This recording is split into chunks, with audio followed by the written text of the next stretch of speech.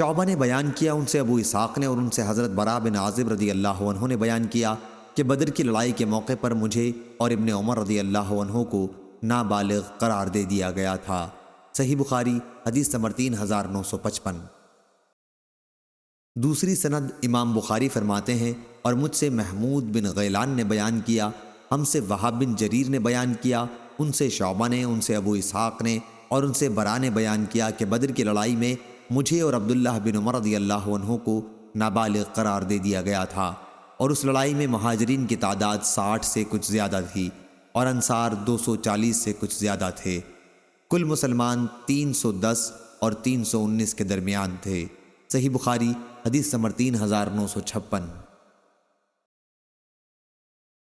زہیر بن معاویہ نے بیان کیا، ہم سے ابو اسحاق نے بیان کیا، کہا کہ میں نے حضرت براء رضی اللہ عنہ سے سنا، انہوں نے بیان کیا کہ حضرت محمد صلی اللہ علیہ وسلم کے صحابہ نے جو بدر میں شریک تھے مجھ سے بیان کیا کہ بدر کی لڑائی میں ان کی تعداد اتنی ہی تھی جتنی کہ حضرت طالوت علیہ السلام کے ان اصحاب کی تھی جنہوں نے ان کے ساتھ نہر فلسطین کو پار کیا تھا، تقریباً 310۔ حضرت براء رضی اللہ عنہ نے کہا، نہیں، خدا کی قسم، حضرت طالوت علیہ السلام کے ساتھ نہر فلسطین کو صرف وہی لوگ پار کر سکے تھے جو مومن تھے۔ صحیح بخاری حدیث نمبر 3957۔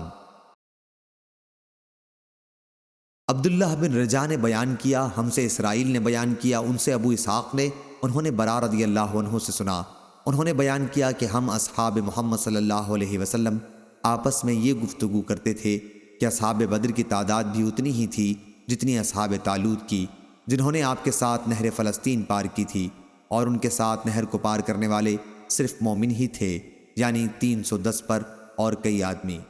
صحیح بخاری حدیث نمبر 3958۔ یحییٰ بن سعید قطان نے بیان کیا، ان سے سفیان ثوری نے، ان سے ابو اسحاق نے اور ان سے براء رضی اللہ عنہ نے۔ دوسری سند اور ہم سے محمد بن کثیر نے بیان کیا، انہیں سفیان نے خبر دی، انہیں ابو اسحاق نے اور ان سے براء بن عازب رضی اللہ عنہ نے بیان کیا کہ ہم آپس میں یہ گفتگو کیا کرتے تھے کہ جنگ بدر میں اصحاب بدر کی تعداد بھی کچھ اوپر 310 تھی جتنی ان اصحاب طالوت کی تعداد تھی جنہوں نے ان کے ساتھ نہر فلسطین پار کی تھی، اور اسے پار کرنے والے صرف ایماندار ہی تھے۔ صحیح بخاری حدیث نمبر 3959۔